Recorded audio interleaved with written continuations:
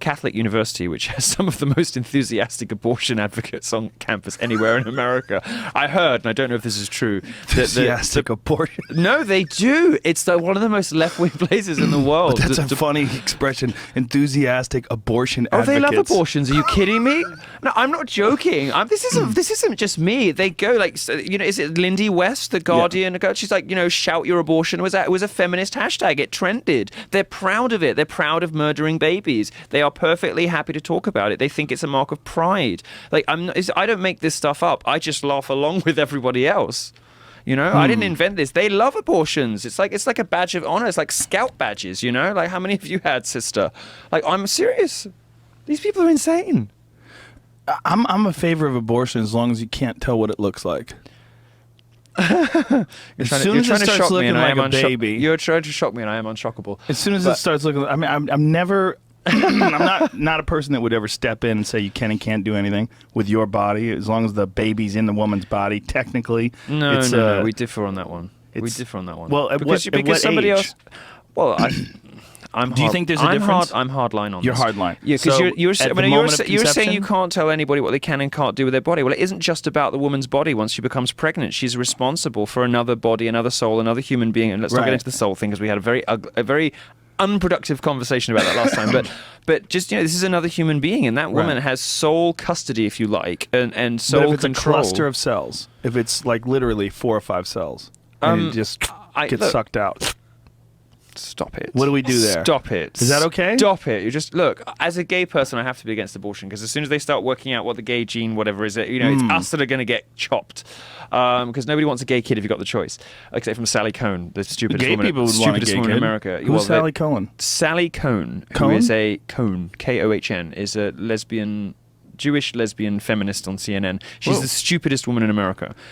She's the one. Yeah, no, she is up against stiff competition. She is the stupidest woman in America. She's the one who said after Orlando. No, I'm serious. She is. She's the one after Orlando who said, "Oh, well, you know what? Actually,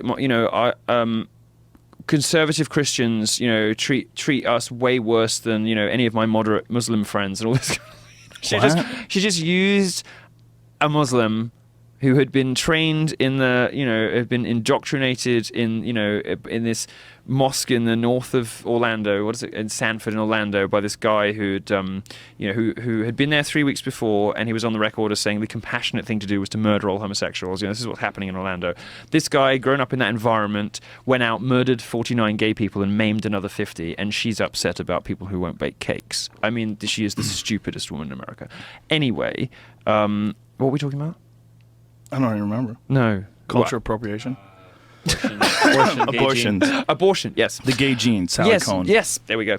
No, she said she famously, well, not famously because she's not famous because she's just a sort of amusement on Twitter, but she is on CNN, weirdly. She said she'd like a gay kid. She specifically wants a gay child, which I thought was just sort of weird and so. Why not just want a healthy kid? Well, why not just want a child or want, a smart, athletic, beautiful, popular kid? No, she wants a gay one. Why? Because she's a narcissist and she doesn't care about anything that's going to happen to that child in its lifetime, any of the unhappy things that might happen to that child. And I'm not talking about bigotry or whatever. Let's say we cure homophobia. Great. But I'm having sex with somebody and cannot create a child with the person I love in the act of intercourse. Like, that's kind of rough, frankly. It's not great, and a lot of people don't go through their lives thinking about that, but that has occurred to me in the past. There are many reasons why you might not choose to be gay, all else being equal, and she's just a sort of narcissistic sociopath and weirdo. But most people, I think, if we believe the gay lobby, which lies and says gays are born this way, which of course is rubbish, if we believe them and we find and if scientists come up, maybe they're right. If they are right and scientists come up with this gay gene, well, what's the first group of people to go? It's me. Anyway, there's a lot of shit going on in these conversations. These sentences, they go one way and another way. Yeah, you don't that's think how my brain works. Right. I'm sorry. We were It's talking okay. about. We were actually. But you don't think about, that being born gay is a real thing? You said that's nonsense? It's obvious. No, it's obviously a mixture. It's obviously a mixture of nature and nurture. But the gay lobby lies and says it's all. Well, they did this in the 80s. The reason they did it is in the 80s and 90s because the religious right was saying that being gay was a bad moral choice. It was a bad lifestyle choice. Right? Remember that expression? And of course, Christians would say, hate the sin, love the sinner, and all the rest of it. And there was this problem because gay people were like, the gay lobby were like, well, by their logic, they're right. What can we do with this? Said, aha, what if we're like blacks? Or what if we're like women? What if this is just what we are? Because that makes them bigots. So they invented this born this way thing. And the truth is that nobody knows. Well, did you ever see the study that was done, I believe it was out of the University of Rome, where they found a direct correlation between very promiscuous mothers and gay children?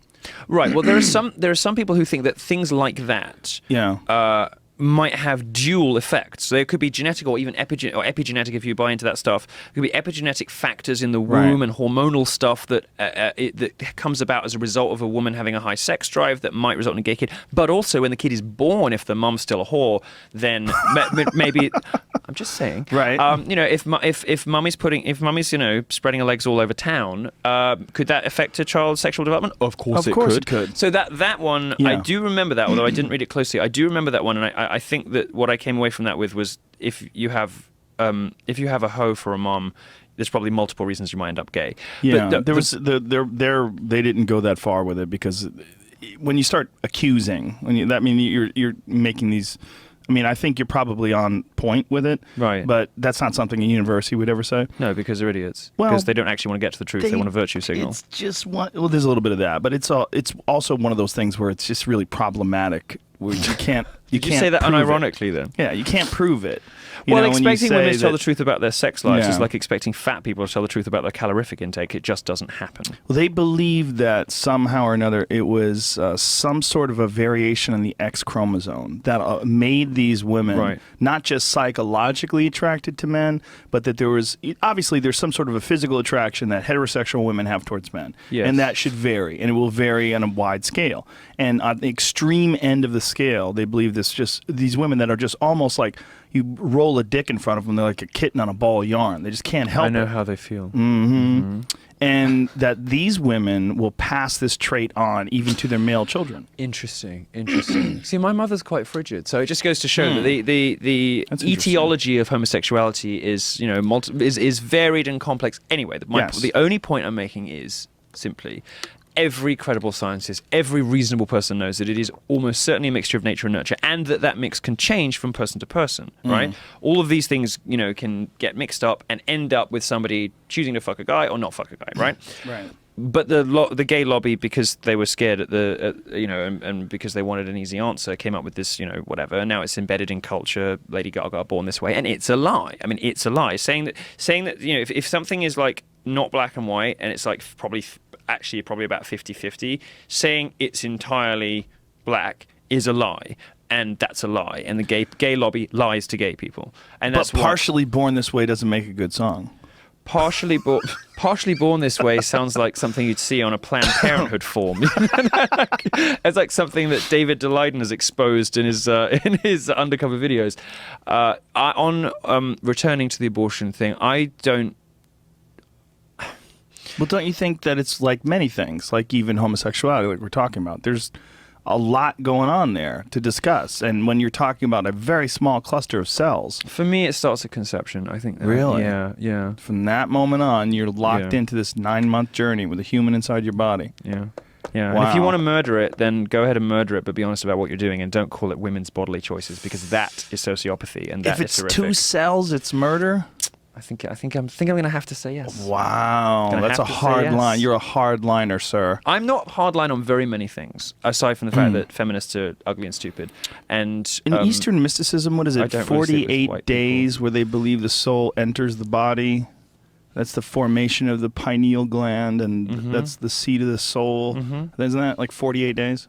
I don't know about have a 48-day cutoff. Eastern mysticism is not an area that I've but if it's like a new house with no one in it, I put my researches onto it. If it's a new house and no one in it, then it's still a house. It's still a house. Yeah, but if it gets wrecked and no one has any memories, it's no big deal. If you say.